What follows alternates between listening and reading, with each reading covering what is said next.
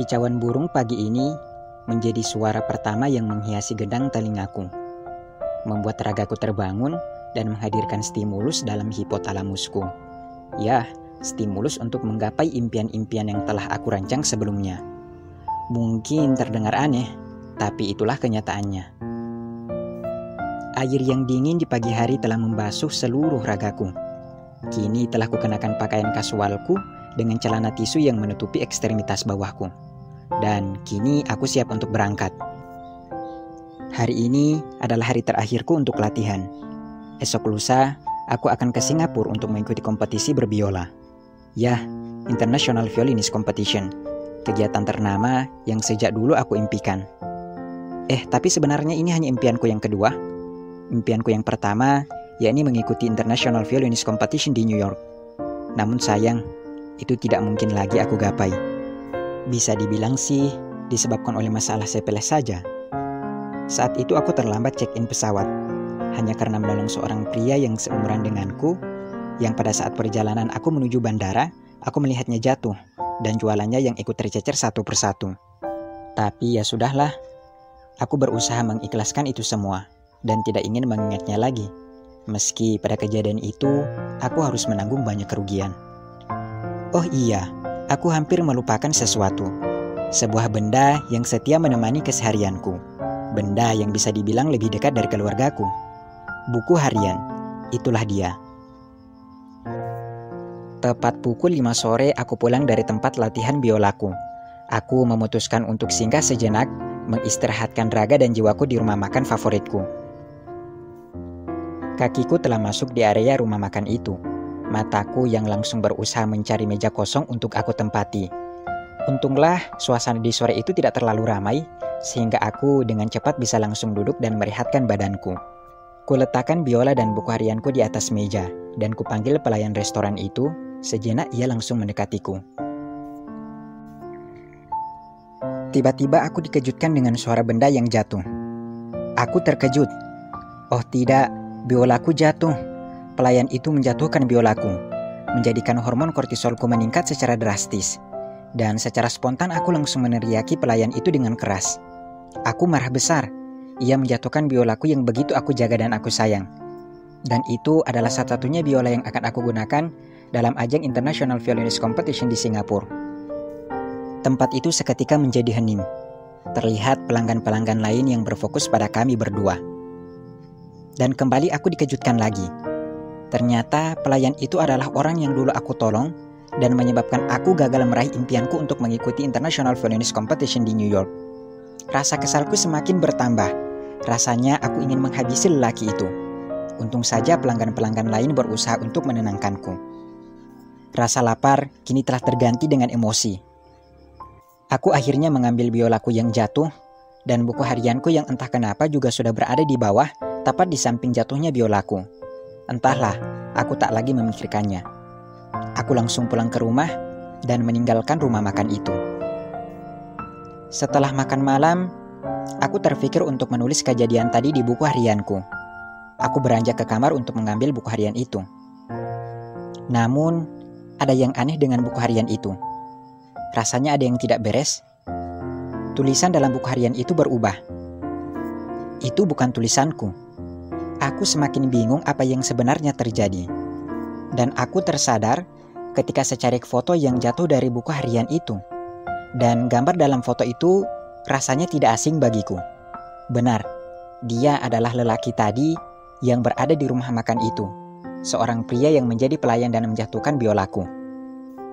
Meski gambar dalam foto itu kurasa adalah foto ketika ia berusia 17 tahun, namun aku masih bisa mengenalinya. Firasatku benar, dan sudah pasti benar. Buku harian kita tertukar. Seharusnya buku harian yang jatuh itu miliknya. Dan buku harianku kurasa masih berada di atas meja di rumah makan itu. Aku memutuskan untuk membaca sedikit buku harian miliknya. Aku penasaran terkait perjalanan hidupnya. Dan beberapa menit setelah aku membacanya, beberapa titik air jatuh di atas buku harian itu. Ya, itu air mataku. Air mataku lepas. Hal yang tak pernah aku sangka kudapati dalam catatan ini. Ternyata ia juga menuliskan kejadian saat itu. Kejadian di mana aku menolongnya saat ia jatuh ketika aku hendak pergi ke bandara. Tak kusangka, pertolongan yang saat itu aku berikan ternyata begitu berharga untuknya. Tertulis dalam buku harian itu bahwa pertolongan yang aku berikan kala itu adalah titipan dari Allah yang akhirnya menyelamatkan nyawa dari adiknya. Aku tak tahu pasti apa yang sebenarnya terjadi, namun sejauh ini aku paham betapa aku menemukan sosok yang begitu taat beribadah kepada Robnya di dalam buku catatan itu. Dan sungguh luar biasa, ternyata ia juga senantiasa mendoakan kebaikan dan kesuksesanku di sepertiga malamnya. Sungguh mulianya pemuda itu. Pada lembar terakhir, terdapat satu catatan yang mampu menyayat hati. Ibunya saat ini sedang sakit dan harus dioperasi dalam beberapa pekan ini.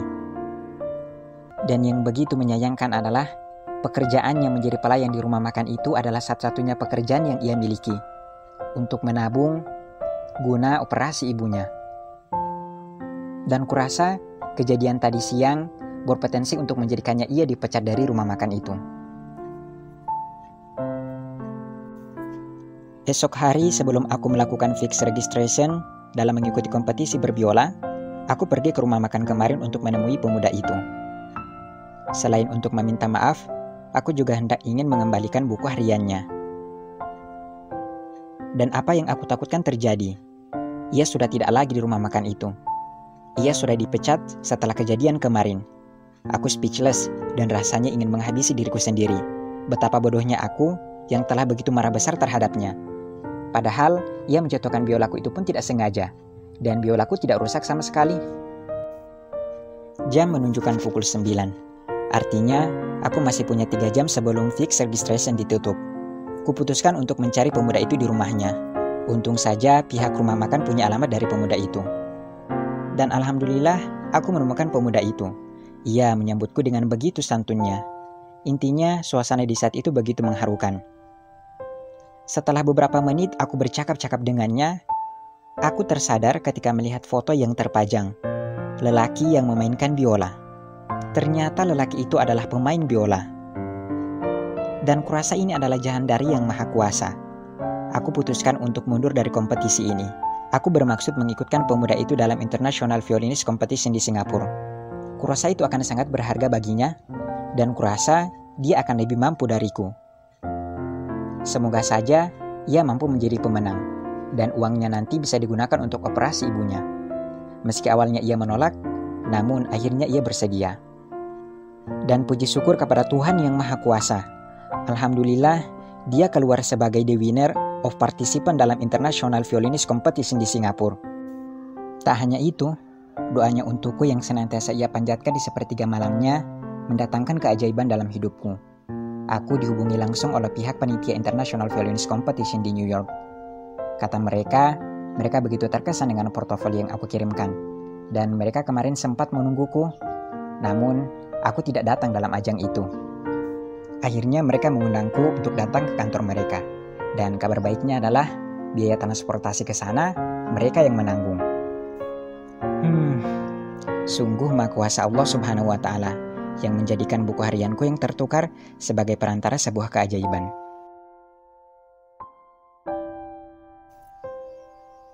Betapa bahagia itu telah diatur. Kapan dan bagaimana kita mesti meraihnya.